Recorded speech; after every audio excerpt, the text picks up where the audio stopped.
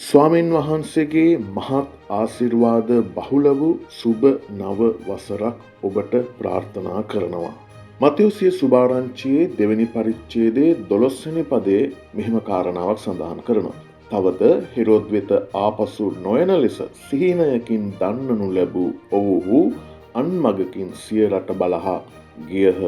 ඔව් ජේසුස් වහන්සේ බෑ දකින පිණිස පැමිණි ශාස්ත්‍රවන්තයන්ට ඍජුව පණිවිඩයක් ආවා. ඒ පණිවිඩය ඒ අනාවරණය අරහා ඔවුන්ට දැන්වා ඔවුන් ආමගට වඩා වෙනස් මගක යන්නට ඕනයි කියලා. ඔව් දෙවියන් වහන්සේව මුණ ගැසුණු ඔබට දෙවියන් වහන්සේ මේ වසරේ සඳහන් කරන්නේ උන්වහන්සේත් එක්ක අලුත් ගමනක් යන්න කියලා. ඉතින් ඒ අලුත් ගමනක් යන පිණිස උන්වහන්සේ මේ ශාස්ත්‍රවන්තයන්ට හෙළිදරව් වුණා වගේ විශේෂ හෙළිදරව්වකින් උන්වහන්සේ කතා කළා වගේ දේව වචනය උන්වහන්සේගේ විශේෂ හෙළිදරව් තුළින් උන්වහන්සේ ඔබට මට පෙන්වනවා උන්වහන්සේගේ හෙළිදරව් මත පදනම් වුණු නව ගමනකට ඇතුළු වෙන්න කියලා. ඉතින් ස්වාමීන් වහන්සේගේ හෙළිදරව්ව ඇසුරු කොටගත් නව ගමනකට නව වසරේ ගමන් කරන්න ස්වාමීන් වහන්සේ ඔබ සැමටම ආශිර්වාද කරන සේක්වා. ඔබ හැමෝටම උන්වහන්සේගේ කරුණාව දක්වන සේක්වා. ඔබ හැමෝටම ජේසුස් ක්‍රීස්තුයි සුබ දවසක්.